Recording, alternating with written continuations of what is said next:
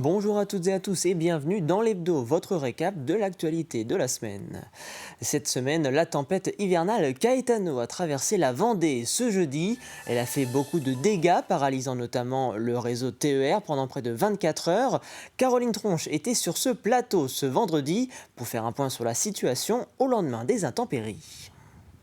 7000 foyers étaient encore privés d'électricité ce matin à 8 heures. C'est l'heure du précédent relevé Enedis. Nous étions 15 000 hier en fin d'après-midi à ne pas avoir d'électricité en Vendée. La prochaine mise à jour est prévue en tout début d'après-midi. Et d'ici là, ce sont des dizaines d'agents qui sont encore mobilisés au moment où nous parlons sur ces conséquences du passage de Caetano. Des renforts d'autres régions sont d'ailleurs venus en Vendée pour leur donner un coup de main. Les déplacements en train aussi sont toujours impactés. Des reconnaissances ont eu lieu ce matin sur le réseau ferroviaire ligérien pour faire le tour des éventuels dégâts restants. La circulation sur tous les axes des Pays de la Loire a donc été coupée jusqu'à midi et donc là, elle reprend progressivement depuis. Mais tout est dans le progressivement, puisque justement, entre Nantes et La Roche-sur-Yon, les Sables-d'Olonne, en passant par Montaigu, la SNCF n'annonce pas de reprise avant 17h ce vendredi. Même chose pour Saint-Gilles-Croix-de-Vie, pas de reprise avant, je cite, la fin de journée.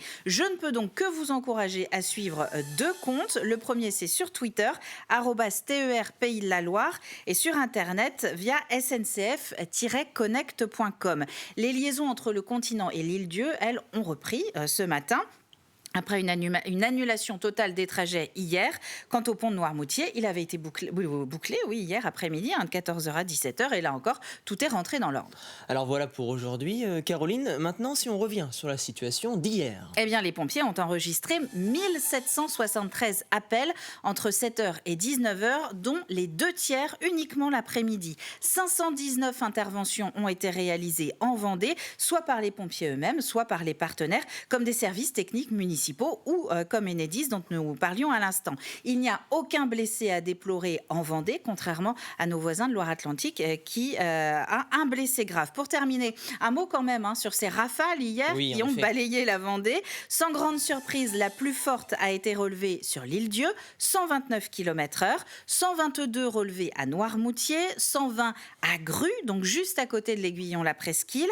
Dans les terres aussi, ça a soufflé, 118 à La Roche-sur-Yon, 113 à Sainte-Gemme-la-Plaine ou encore 105 km/h aux Herbiers. On poursuit cet hebdo avec la mobilisation des agriculteurs. C'était en début de semaine, une mobilisation nationale contre l'accord de libre-échange avec le Mercosur.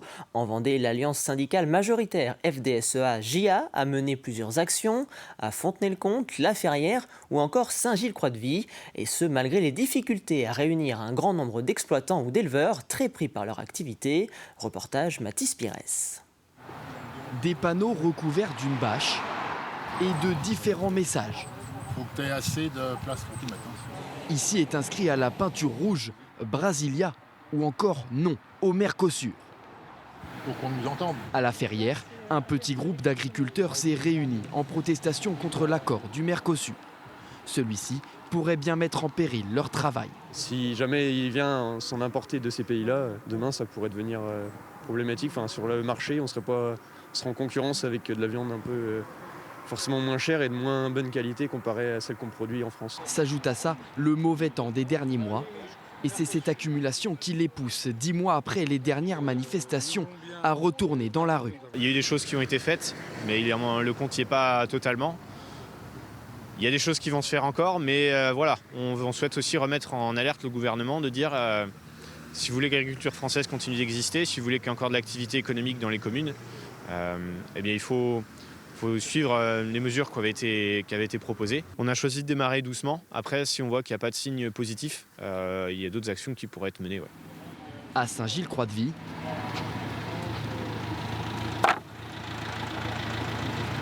symboliquement, le rond-point de l'Europe est choisi par les syndicats pour terminer leur journée de mobilisation.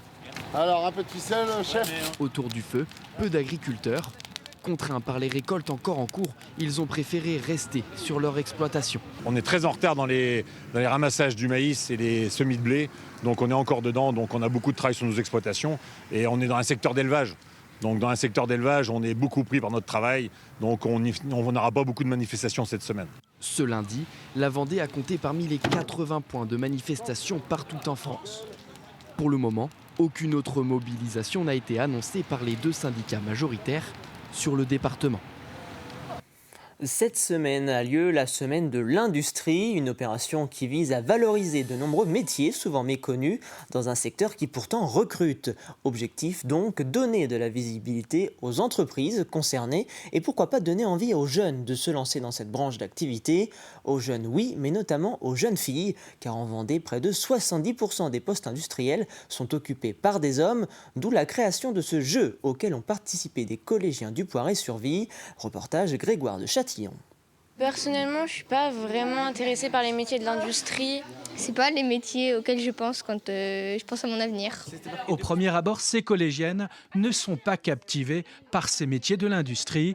Alors, pour tenter de rendre, dès le collège, ces métiers attractifs pour les filles, un jeu leur a été proposé dans leur classe de 3e avec leurs camarades garçons. Un jeu à la découverte de 12 métiers industriels. Je réalise des contrôles qualité très fréquemment. L'idée de ce jeu, c'est de leur montrer qu'il y a beaucoup de métiers qui sont accessibles. Il y a une vraie pénurie de candidatures féminines dans l'industrie. Elles se mettent toutes seules des freins. Il y a aussi des problématiques peut-être d'orientation très, très jeunes par rapport aux options. Et donc elles s'auto-freinent par rapport à des vocations et des parcours de métiers plus techniques. Et pourtant, du CAP au niveau ingénieur, du métier d'opératrice jusqu'au manager de production, il y a du travail pour elles. C'est ça, c'est de captiver du coup les jeunes filles sur les métiers de l'industrie et surtout de leur faire comprendre du coup les enjeux et également du coup les métiers et d'enlever du coup les stéréotypes qu'on peut avoir sur certains métiers. Ça pourrait m'intéresser, mais pas plus que ça. Je ne sais pas encore ce que je veux faire, mais ça peut être intéressant. Les métiers de l'industrie, ça ne m'intéresse pas forcément, mais que le fait qu'aujourd'hui les femmes peuvent s'imposer dans le métier de l'industrie, c'est bien. Donc, je te donne un petit morceau de pâte à fixe, tu le mets derrière ta carte. On est dans un projet qui est très intéressant parce qu'en effet, c'est un projet qui permet de se rencontrer deux mondes, qui est le monde de l'industrie, le monde scolaire, de se connaître et de travailler ensemble. Et l'objectif de ce temps, ce sera évidemment d'avoir une connaissance, une meilleure connaissance en tout cas, du monde de l'entreprise et du monde de l'industrie. Aujourd'hui, les entreprises industrielles font travailler seulement 29% de femmes pour 71% d'hommes dans le département. Nous sommes en pleine période du Movember, ou Novembre bleu, une période de mobilisation toute particulière pour la lutte contre les cancers masculins. Et parmi ces maladies, le cancer de la prostate. Il est le plus diagnostiqué chez les hommes avec près de 60 000 cas déclarés en 2023. Et malgré ce constat, le réflexe de la consultation n'est pas forcément évident pour tous. Reportage de Louise Viager. Didier se bat contre le cancer de la prostate depuis 3 ans, une maladie asymptomatique qui peut évoluer lentement. Mais son état s'est dégradé, alors Didier s'est fait retirer la prostate il y a seulement un mois. Ça s'est très bien passé, puisque je suis rentré un mardi, j'ai été opéré le mercredi, et le jeudi, je sortais. Alors, si je suis assez content, c'est que bon, je suis aussi sportif, c'est vrai, et je refais de la natation pour voir si... Voilà, mais non, je me sens vraiment en forme, et j'espère que ça va continuer comme ça. Ce mordu de sport a traversé la France en triathlon en 2022 pour faire de la prévention contre le cancer dont il est atteint, une maladie qui touche 28% des hommes, mais qui reste un sujet tabou. Et c'est vrai que les hommes n'ont pas l'habitude vraiment de se dévoiler, de discuter de ces choses, puisque c'est quand même intime, mais malheureusement beaucoup de gens sont touchés et je pense qu'il n'y a pas suffisamment d'échanges, de discussions, de films, de pubs même on dirait, pour annoncer ce cancer, quoi. Le dépistage se fait généralement entre 50 et 70 ans par un urologue. Beaucoup d'hommes sont potentiellement atteints d'un cancer de la prostate, mais le traitement, lui, n'est pas obligatoire. C'est un dernier point d'évolution qui est très important et qui a évolué ces 20 dernières années. C'est ce qu'on appelle la surveillance active. La surveillance active, c'est le fait de ne plus traiter de façon curative des patients, c'est-à-dire ne pas essayer d'éliminer les cellules cancéreuses de prostate à tout prix, mais simplement de les surveiller régulièrement parce qu'on sait maintenant qu'un certain nombre de patients, avec 10 ans de recul, n'auront pas forcément d'évolution de ces cellules cancéreuses. Et ça, c'est aussi une évolution majeure ces dernières années. La recherche sur cette maladie a donc beaucoup évolué. Chaque année, environ 60 000 cas de cancer de la prostate sont diagnostiqués en France. À Saint-Gilles-Croix-de-Vie et à Saint-Hilaire-de-Riez, les habitants sont invités à découvrir les résultats de recensement minutieux de la biodiversité effectué pendant 2 ans et demi sur leur territoire. Un atlas de la biodiversité communale a été réalisé. Il sera présenté le 3 décembre prochain à la MFR de Saint-Gilles-Croix-de-Vie en présence de l'écrivain-réalisateur Cyril Dion et de l'écologue Philippe Grandcola. Cet outil permet de faire un état des lieux de la faune et la flore existantes. On a la main dans nos territoires, on a la main là-dessus, on peut encore faire quelque chose. Et donc cette soirée, on fait venir un scientifique qui va nous dire comment la biodiversité peut nous aider dans le réchauffement climatique. Et on aura Cyril Dion qui va venir nous expliquer qu'ensemble, on peut toujours réussir à faire quelque chose. Et donc pour nous, le point le plus important de la soirée, c'est ça. C'est on peut agir chez nous positivement. Et la biodiversité, c'est la chance. Le moyen, en fait, de résoudre une partie des problèmes qui vont se poser. Et on s'intéresse désormais aux abeilles. Notre région n'est pas la plus productive en miel, mais on recense tout de même près de 3600 apiculteurs dans les Pays de la Loire, dont 800 en Vendée. L'apiculture, qu'elle soit amateur ou professionnelle, est réglementée. Les ruches doivent être déclarées. Nous sommes en pleine période de recensement jusqu'au 31 décembre. Pour en savoir plus, Grégoire de Châtillon est allé à la rencontre d'un apiculteur à Némy. Paul Blaiseau consomme beaucoup de miel. Il y a une dizaine d'années, il se dit qu'il pourrait avoir ses propres ruches et faire soi-même son propre miel. Un jour, mes filles m'ont dit, vu la quantité de miel que tu consommes, tu devrais avoir des ruches. C'est de là que c'est parti.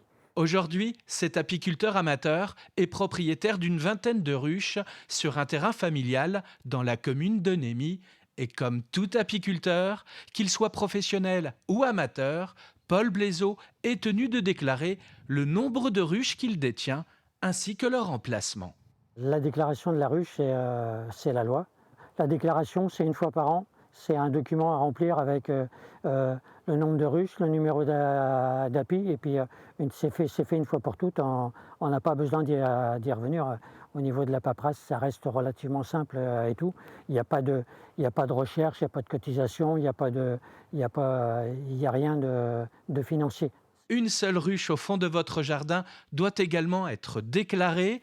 Les conditions d'implantation des ruches pour le département de la Vendée sont définies par un arrêté préfectoral. Par exemple, entre la voie publique et les propriétés voisines, 10 mètres de distance sont à respecter.